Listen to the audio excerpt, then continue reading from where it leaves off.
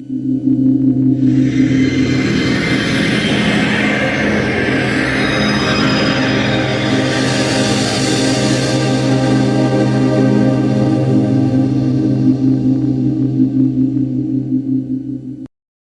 Rick Rounick. I'm the owner of Soho Contemporary Art. I'm about to be interviewed by Sansoni here at the gallery. We're going to talk about art, we're going to talk about business, we're going to talk about sales, and we're going to talk about the experience that we create for our clients. Hey guys, Sansoni here for another Success interview, and today I'm joined by Rick Rounick at Soho Contemporary Art Gallery here in New York, and we're going to be chatting about some of his experience within this business and also seeing if we can learn a couple of things for you guys to be able to take away into your businesses and to achieve some of the success that Rick has achieved. And he's a modest guy, so I'm going to tell you that he's achieved a huge amount of success, but see if we can find a couple of things that we can learn from somebody who's really turned their passion into a profit, turned their passion into a business, and has been doing this for a good 30 years as well. So first of all, thank you for taking the time. Thank you for coming. No problems.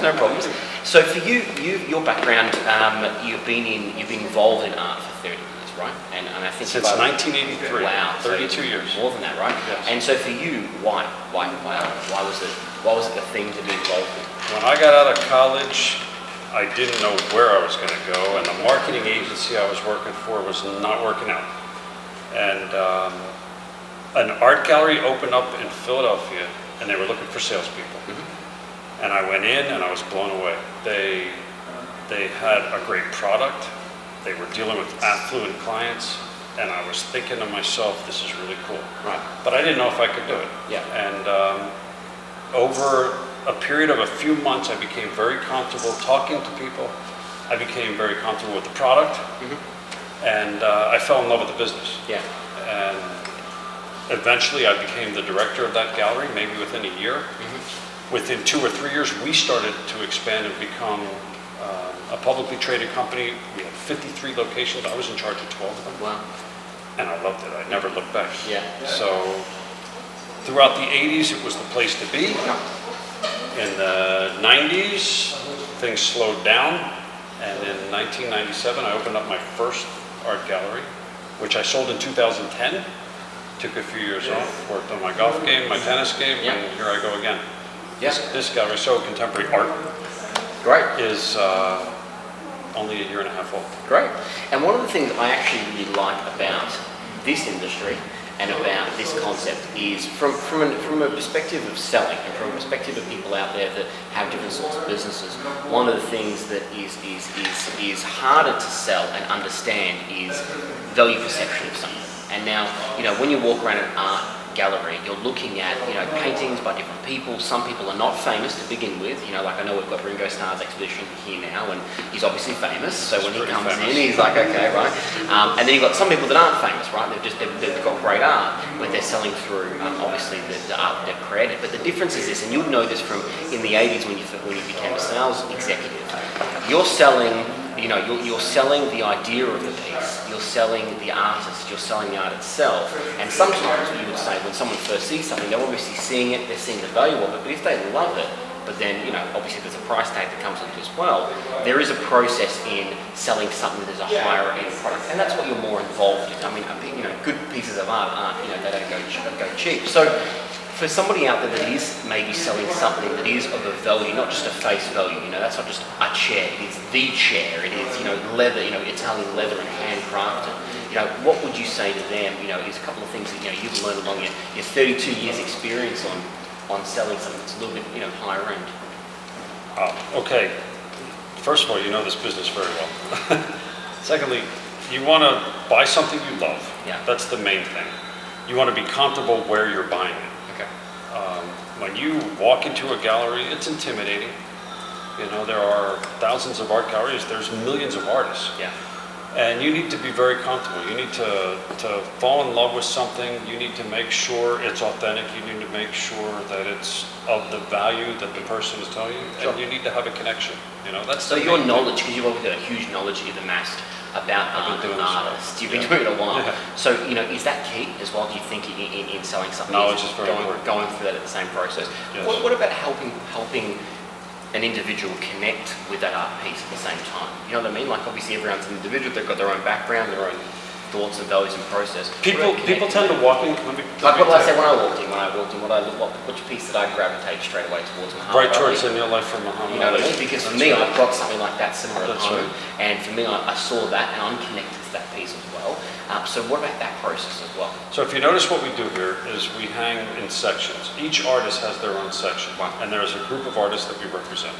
So people will tend to walk in, be a little intimidated, just give you the old, I'm just looking. And you let them look around, you give them a comfortable greeting. You allow them to spend the time to look at each artist and fall in love with something. Okay.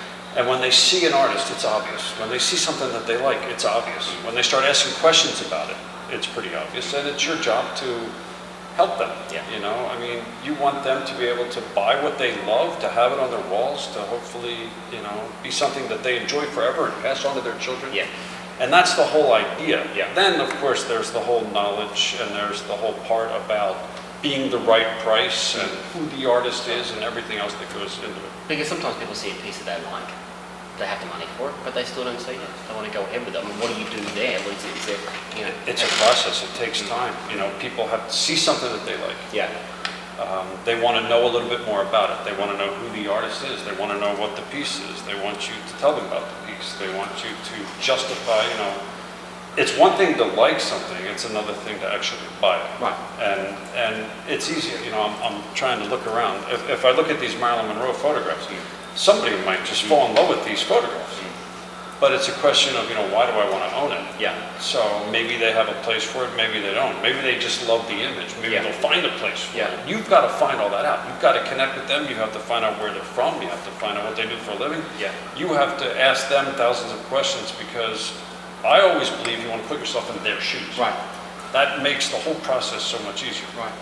That if I'm just trying to sell you a piece of art, it's usually not going to work out. Right. I need to make sure that it's a piece you want, and then it's my job to help you Right. do it as simply as possible. Yeah. Well, look, you've been in business for 30 years. You've been involved in this for a long time.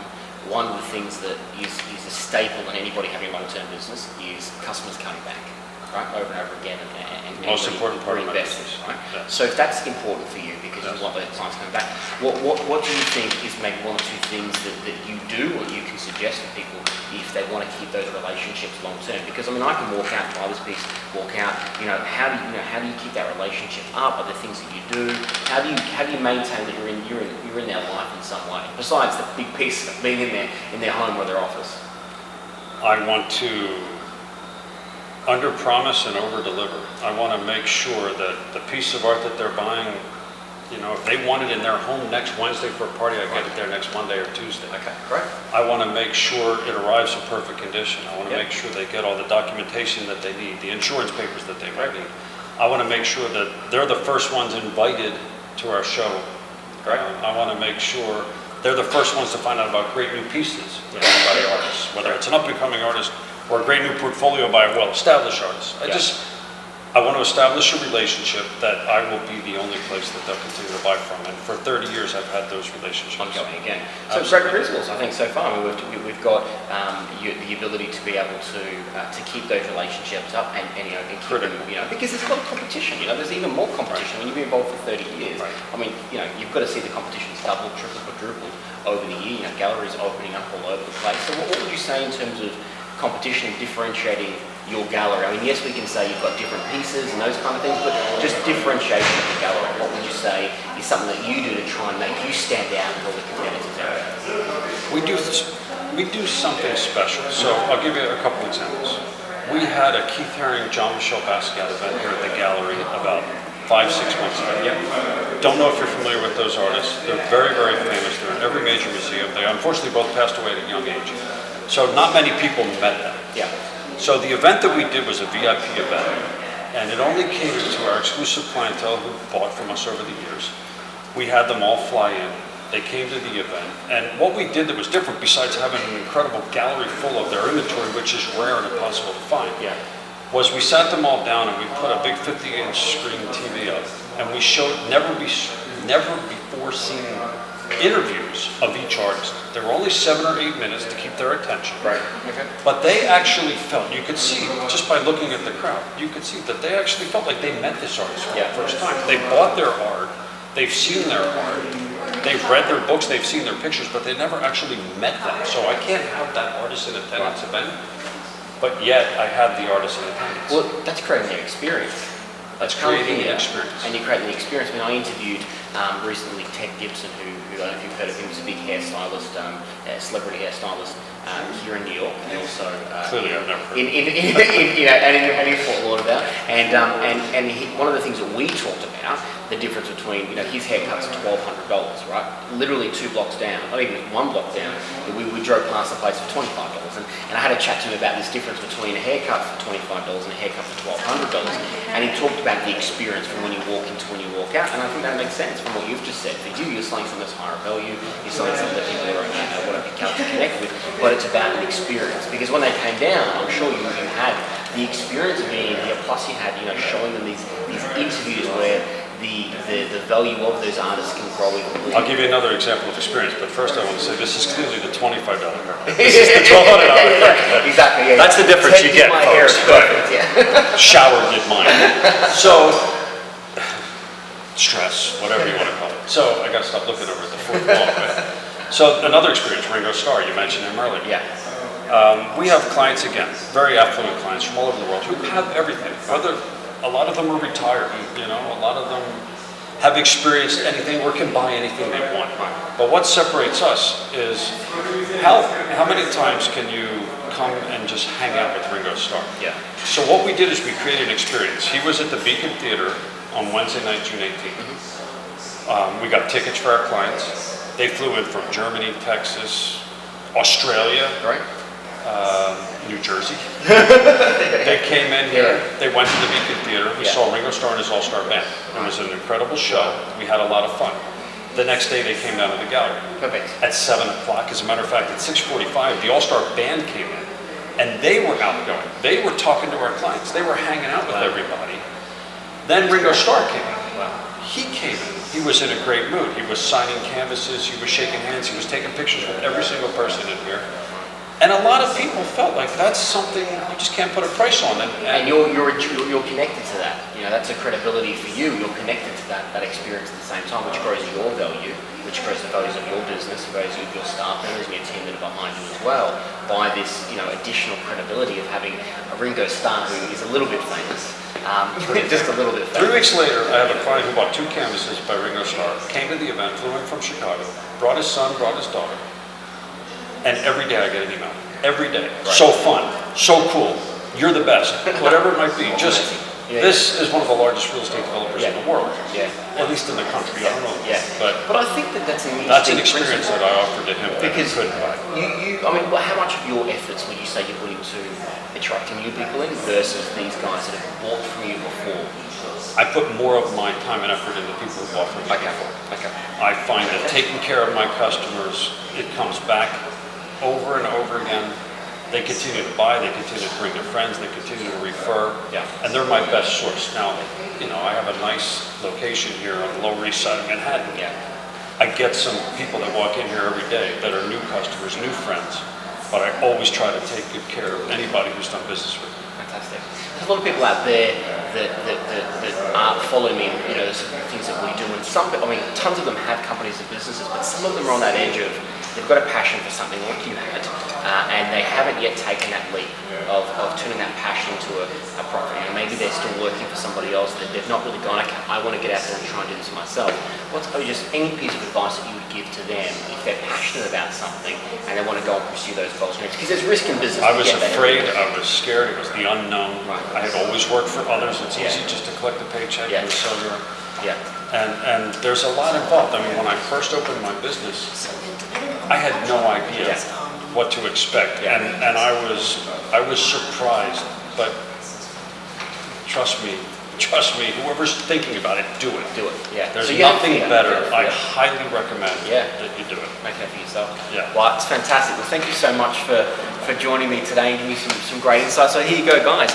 Hanging out here with Rick in the gallery. Now, what's the address of the gallery again? It's Soho Contemporary Art, 259 Bowery. Bowery Street. B-O-W-E-R-Y, Bowery. Got to come down. You guys have a website as well. I've checked it out. So make sure you guys come down, have a bit of a look down here, ask for some more advice from Rick when you see him here as well. But hey guys, it's great lessons that we can learn there, and that we can learn about business, about selling, value to customers, and about keeping in contact with these people and looking after them once they've come into your business. So some fantastic advice that we can learn here. So this is Aaron Sansoni saying, make sure you live with purpose, live with passion, and live with profit. And I'll speak to you guys soon. Hey guys, just finished up with Rick Rounick at the Soho Gallery. What a great interview. The guy has got obviously amazing success in what he's done, been in the business for 30 years, and some great stuff that we've learned about how we can really keep looking after our current customers, looking after our clients, creating an experience, and what fantastic it is to get more information from another entrepreneurial success story right here in New York. And there's definitely some learnings and some teaching for all of us from Rick Rounick. So off to the next interview.